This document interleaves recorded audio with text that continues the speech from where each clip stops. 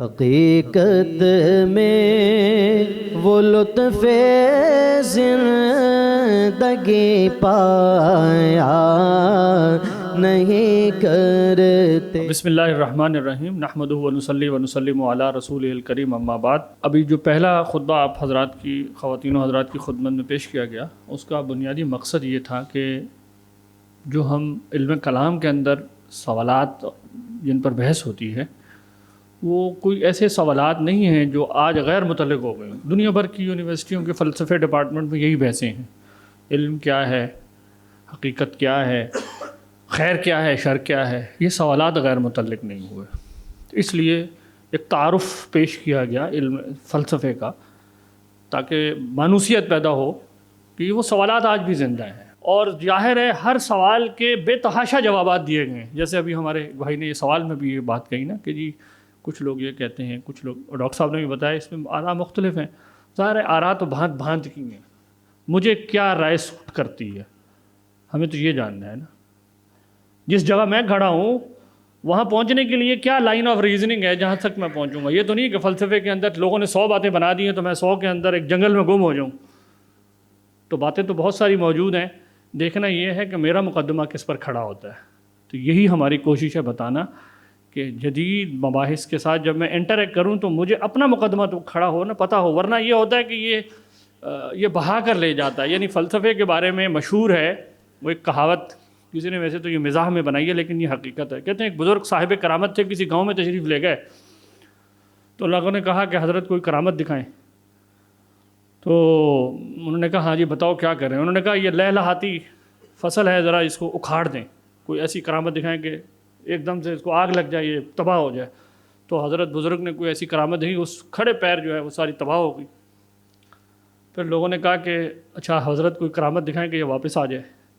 انہوں نے کہا میں تو تباہ کرنے والا ہوں، میرے پاس تو یہی کرامت ہے، واپس لانے والی کرامت نہیں ہے۔ تو فلسفہ وہی بزرگ ہے، یہ تباہ کرنے والا ہے، بس یہ تو گراتا ہے، اس کے پاس تعمیر کرنے کے لیے کچھ نہیں ہے۔ یہ بات لکھ لیں، دنیا کا کوئی فلسفی بہت پیچیدہ بحث کرے گا، آخر میں آپ کو دے کچھ نہیں سکے گا، کرنا کیا ہے، کہیں آپ کو نہیں کھڑا کر سکے گا فلسفہ۔ تو اس فلسفے کی یعنی اس لمیٹیشن کو دیکھ کر چلنا چاہیے، اور ہمارے متکلمین نے اس کی یہ پرابلمس آئیڈینٹیفائی کر لی تھی کہ دریا کی طرح ہے عقل جو ہے، یہ دریا کی طرح ہے، آپ کو کہیں پر بھی بہا کے لے جائے گی۔ تو ہمیں اپنا مقدمہ پتہ ہونا چاہیے کہ ہماری ریزننگ کیسے چلے گی، اور اگر ہم سمجھتے ہیں کہ وہ لائن آف ریزننگ درست نہیں ہے تو پھر نئی بنا لو، لیکن نئی ایسی بنائیں جو آپ کے مقدمے کو ثابت تو کرے۔ آج کی جو ہماری گفتگو ہے اس کا عنوان ہے وجود باری تعالیٰ۔ کل ہم نے قرآن مجید کی 2 آیات تلاوت کی تھیں۔ ایک سورہ قرآن مجید کی پہلی آیت، اکثر روایات کے مطابق وہ قرآن مجید کی پہلی آیت ہے، اقرأ بسم ربک الذی خلق۔ امام راضی فرماتے ہیں کہ اس آیت کا مضمون اس بات باری تعالیٰ ہے۔ قرآن کی پہلی آیت وہ کہتے ہیں علم کلام پر آئی ہے۔ اللہ نے سب سے پہلا اپنا تعارف کیسے کروایا؟ پڑھ اس رب کے نام سے جو جس نے خلق کیا ہے۔ خدا کا تعارف سب سے پہلا یہ کہ وہ خالق ہے۔ وہ کہتے ہیں یہ علم کلام کی آیت ہے، سب سے پہلی آیت عقیدے کی آیت اتری ہے۔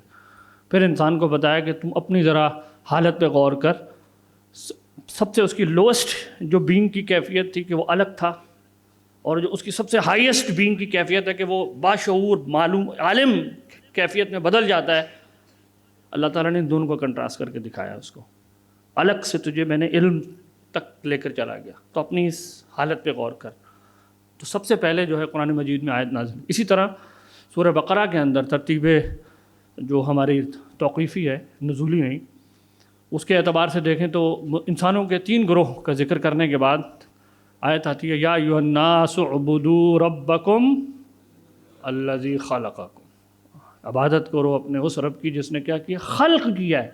سب سے پہلا اپنا تعارف یہاں سے شروع ہوا، اور سب سے پہلے غور کرنے کی بات کس کی طرف دلائی گئی؟ اپنی ذات پر۔ خلقکم، سب سے پہلے میں اپنے آپ کو دیکھتا ہوں، میں بنا ہوا ہوں۔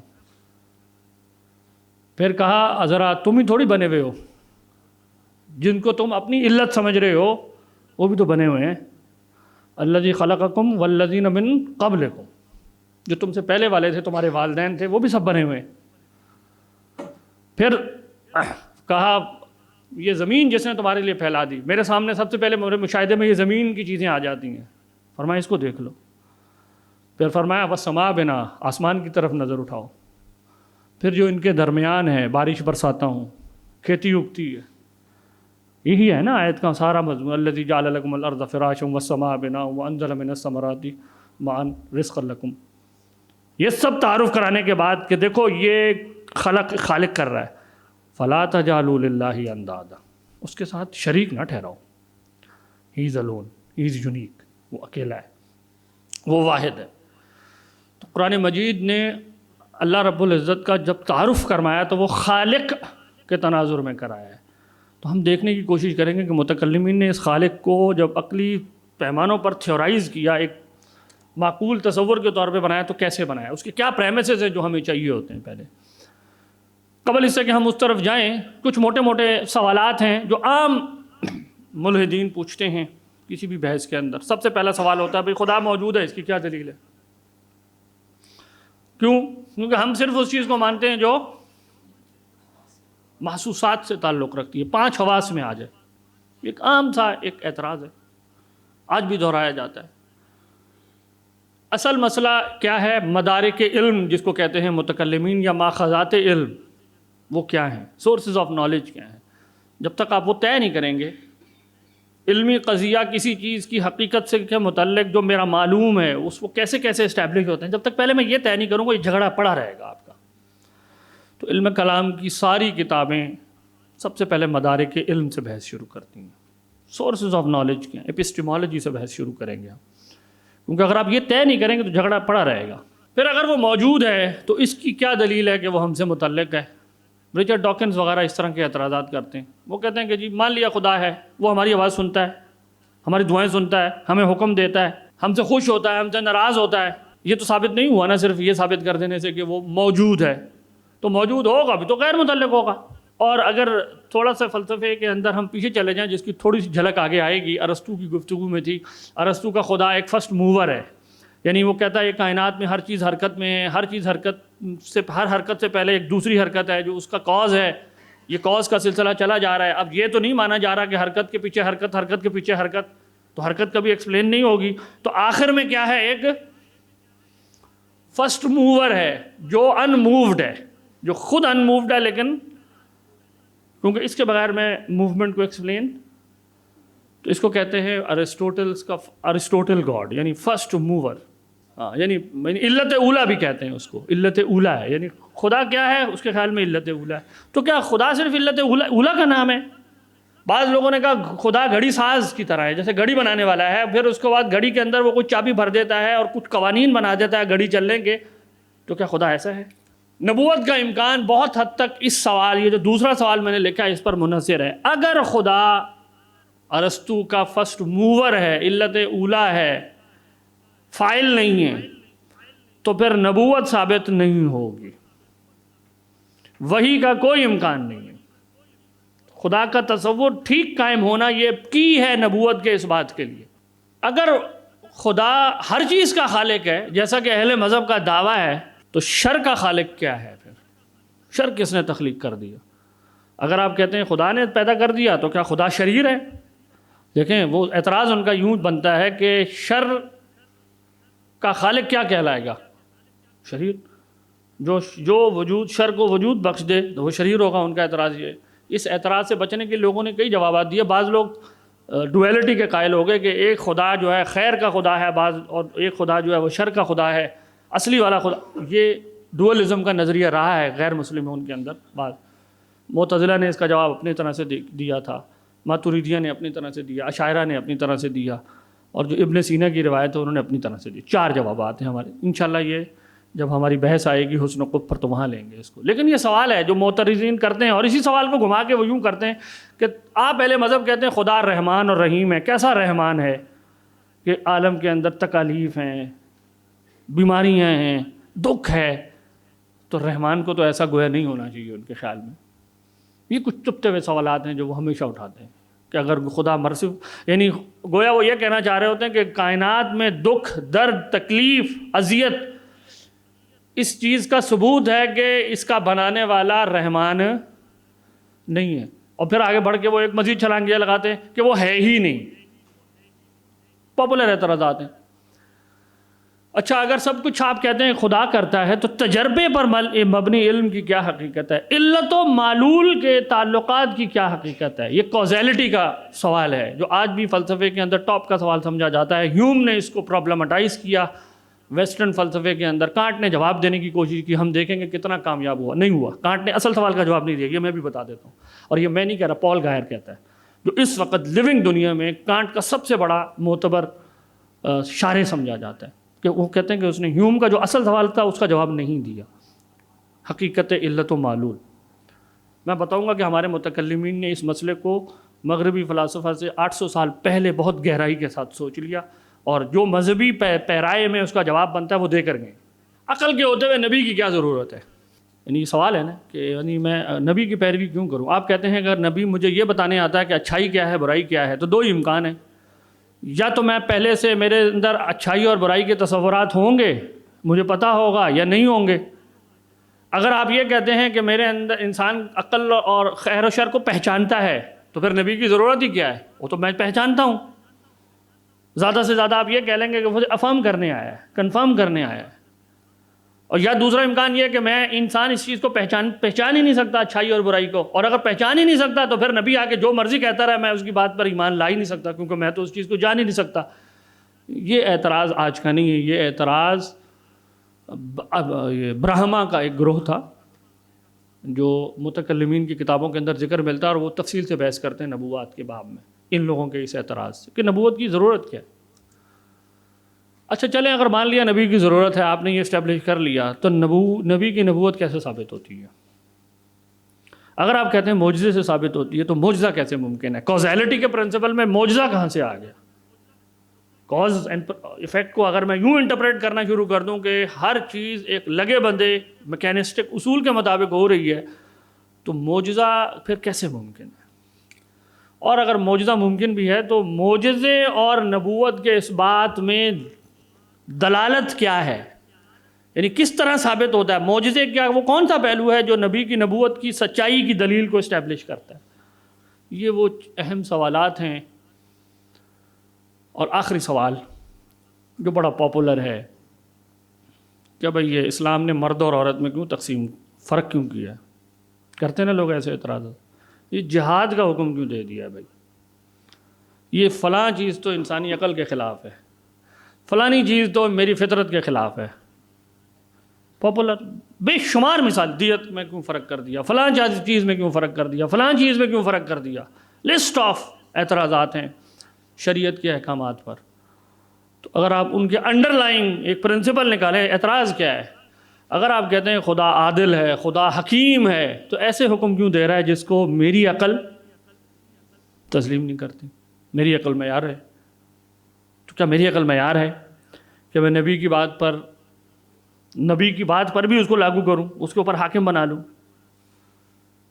یہاں آ کر وہ بحث آتی ہے کہ خیر و شر کے قضایا جو میں اپنی عقل سے دریافت کرتا ہوں، کیا وہ خدا کی بارگاہ میں بھی لاگو ہیں یا نہیں ہے؟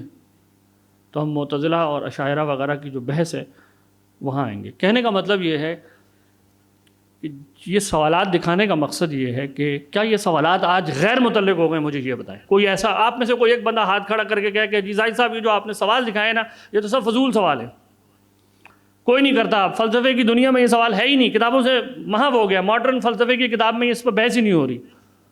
یہ سوال تو زندہ سوالات ہیں، اور یہ سوالات ہی علم کلام کی کتابوں کے اصل سوالات ہیں۔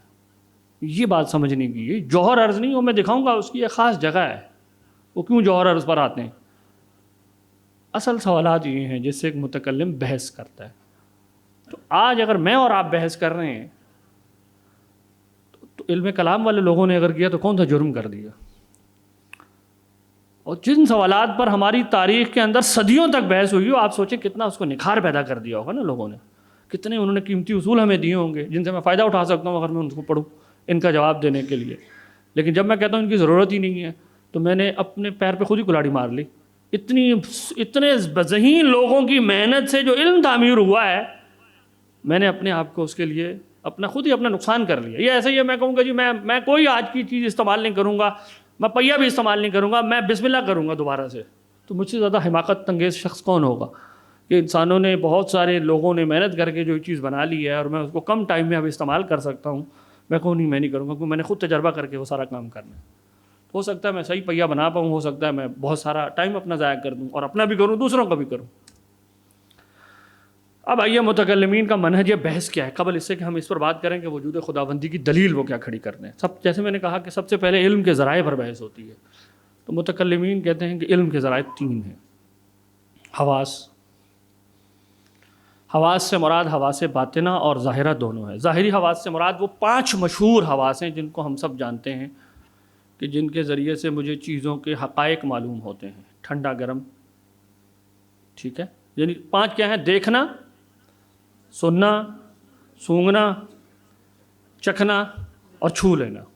تو ان سے اشیاء کے الگ الگ پہلو یا حقائق مجھے معلوم ہوتے ہیں۔ آنکھ سے وہ حقیقت شے کی معلوم نہیں ہوتی جو سماعت سے ہوتی ہے۔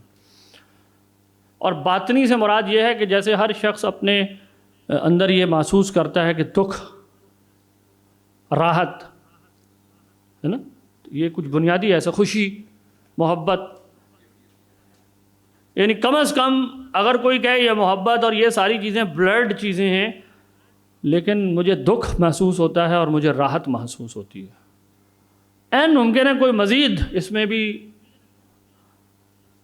پیچیدگی پیدا کرے اور وہ کہے کہ نہیں، راحت کوئی اپنا کوئی وجود نہیں ہے، جب مجھے تکلیف ہونا بند ہوتی ہے تو یہ راحت ہے۔ تو بھی یہ تو ماننا پڑے گا کہ کوئی ایک چیز اندر آپ کے اندر ہے جس کو آپ بدیہی طور پر محسوس کرتے ہیں، یعنی کم از کم کوئی ایک تو ہے۔ اب اس کو آپ کتنا ڈائیورسیفائی کرتے جائیں گے، بات یہ ہے کہ کچھ چیزیں، کچھ حقائق ایسے ہیں جن کو میں بدیہی طور پر اپنے حواس باطنہ کی بنیاد پر پہچانتا ہوں۔ اس کے لیے مجھے کسی فردر دلیل کی ضرورت نہیں۔ مجھے درد ہو رہا ہے، یہ اس کے لیے کوئی میں دلیل مزید نہیں لاؤں گا۔ وہ جس کو کہتے ہیں نا علم ضروری اور علم بدیہی، ہمارے ہاں اس میں فرق تھوڑا کیا جاتا ہے۔ بدیہیات سے مراد وہ ہے جس کی کوئی فردر دلیل کی ضرورت نہیں ہوتی۔ کوئی چیز ٹھنڈی ہے یا گرم ہے، اب میں اس کو چھو کر ہی پتہ لگا سکتا ہوں۔ آپ کہیں نہیں اس کی دلیل قائم کرو، ظاہر ہے اس کی فردر کوئی دلیل نہیں ہے، یہ ان معنوں میں بدیہی ہے۔ تو ہمارے ہاں ان بدیہیات کا انکار کبھی نہیں کیا گیا۔ ان بدیہیات کا انکار کرنے والے لوگ جو تھے، وہ میں ان کا ذکر آگے کرتا ہوں۔ دوسرا علم کا ذریعہ اس کو کہتے ہیں نظر یا عقلی استدلال۔ نظر، متکلمین کی اصطلاح ہے نظر یا عقل۔ اس سے مراد تقریباً اسی طرح کی چیزیں ہیں جیسی ڈاکٹر صاحب نے آپ کے سامنے ذکر کی۔ کبھی وہ استخراجی منطق کی صورت ہوتی ہے، کبھی وہ استقرائی منطق کی صورت، کبھی دلیل خلف ہوتی ہے۔ دلیل خلف کا مطلب ہے کہ میں کہوں کہ کسی چیز کے ہونے کے 2 امکان ہیں، فرق، یا میں کہوں 3 امکان ہیں، پھر میں یہ ثابت کر دوں کہ 2 ہونا ناممکن ہے، تو اس سے خود بخود ثابت ہو جائے گا کہ وہ تیسری کیفیت درست ہے۔ اس کو کہتے ہیں دلیل خلف۔ لیکن اس دلیل کے درست ہونے کے لیے ضروری ہے کہ میں تشقیق صحیح کروں، کیٹیگرائزیشن صحیح کروں۔ اگر میں کہوں ایک چیز کے 2 ہی امکان ہیں، پھر میں ایک کو غلط ثابت کر دوں تو دوسرا خود بخود ثابت تب ہوگا جب واقعی 2 امکان ہو۔ اگر تیسرا امکان ہو تو آپ کہیں گے سر آپ نے تو صرف، آپ نے وہ تیسرا تو چھوڑ دیا نا، اس کے واٹ اباؤٹ دیٹ۔ تو یہ اس کو کہتے ہیں دلیل خلف۔ تو نظر یا عقلی استدلال، یعنی وہ چیز، نظر یا عقلی استدلال سے مراد وہ چیز ہے جو میں پرٹیکولر تجربے میں نہیں لاتا۔ کسی چیز کو ہاتھ لگانے سے ٹھنڈا محسوس ہو جانا، کسی برف کو ہاتھ لگانے سے ٹھنڈا محسوس ہونا، یہ حسیات کہلاتی ہے۔ لیکن ہر برف ٹھنڈی ہوتی ہے، ہر گیند زمین پر کی طرف گرتی ہے، یہ کہلاتے ہیں ہمارے متکلمین، اس کو تجربیات کہتے ہیں۔ یعنی میں کہنا یہ چاہ رہا ہوں کہ جب آپ کلام کی کتابیں پڑھیں گے تو وہ حسیات اور تجربیات میں فرق کرتے ہیں لینگویج میں۔ تجربیات سے مراد وہ استقرائی قواعد ہیں جو میں بار بار کے مشاہدے سے قائم کرتا ہوں، ایک کلی، ایک یونیورسل، کہ جب بھی کسی چیز کو پھینکا جائے وہ زمین کی طرف گر جائے گی۔ یہ ایک میں نے تجربے میں دیکھا کہ ایک چیز گری، دوسری چیز گری، بار بار کی، یا ایک چیز کو، روئی کو آگ میں پھینکا وہ جل گئی، دوسری دفعہ بھی جل گئی، تیسری دفعہ بھی جل گئی۔ یہ جلنے کے بعد میں نے ذہن میں تصور قائم کیا کہ جب بھی روئی آگ میں جائے گی وہ جل جائے گی۔ یہ کہلاتا ہے، جس کو انگریزی میں ہم کہتے ہیں انڈکٹیو جنرلائزیشن، تو اس کو کہتے ہیں یہ تجربیات ہیں۔ وہ بالکل کلیئرلی اس میں فرق کرتے ہیں کہ تجربیات اور حسیات 2 الگ چیزیں ہیں۔ یہ عقلی استدلال ہوتا ہے۔ حسیات ہمیشہ پرٹیکولرز کے بارے میں ہوتے ہیں، ٹھیک ہے، جو حقائق مجھے پرٹیکولرز کے بارے میں دیکھنے سے کسی چیز کے بارے میں پتہ چلتے ہیں، سننے سے پتہ چلتے ہیں، وہ حسیات ہیں، ان کا ہم انکار نہیں کرتے کہ حس سے بھی انسان کو شے کی کوئی حقیقت معلوم ہوتی ہے. اور پھر عقل میں بھی ایک ایسی کیپیسٹی ہے, صرف پرٹیکولرز سے علم نہیں بن پاتا جب تک کہ میں یہ مانوں نہ کہ عقل کیا کرتی ہے, کچھ جنرلائزیشنز پیدا کرتی ہے.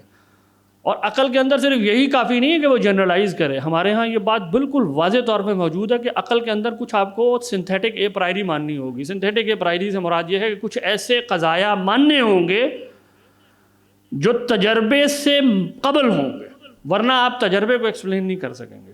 امام راضی, ابھی میں اس تفصیل میں نہیں جاؤں گا, مجھے موضوع کچھ اور ہے, لیکن میں آپ کو حوالہ دیتا ہوں. المحصل امام راضی کی کتاب ہے, المحصل افکار المتقدمین والمتاخرین. اس کی ابتدا میں امام غزالی نے امام راضی نے علم سے بحث شروع کی ہے. تو کہتے ہیں علم تصور ہوتا ہے یا تصدیق ہوتا ہے. پھر وہ کہتے ہیں کہ 4 گروہ ہیں, 4 آرا رہی ہیں علم کیسے کنسٹرکٹ ہوتا ہے. کچھ وہ ہیں جو کہتے ہیں نہ علم تجربے سے آتا ہے نہ عقل سے آتا ہے, علم کا امکان ہی پاسبل نہیں ہے. یہ سوفسٹائن ہے.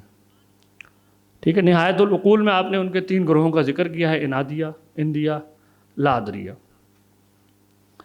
دوسرا گروہ وہ ہے وہ کہ جو کہتا ہے کہ علم صرف عقل سے, یعنی جس کو ریشنلسٹ کہتے ہیں نا ماڈرن فلاسفی, یہ ہمارے ہاں بھی بحث رہی, علم صرف عقلی قضایا سے آ رہا ہوتا ہے اصل میں. تیسرا گروہ ہے وہ کہتے ہیں جو کہتے ہیں علم صرف تجربے سے آتا ہے, پرائمریلی جو حواس سے چیز معلوم ہو وہی علم ہے, باقی کوئی چیز علم نہیں ہے.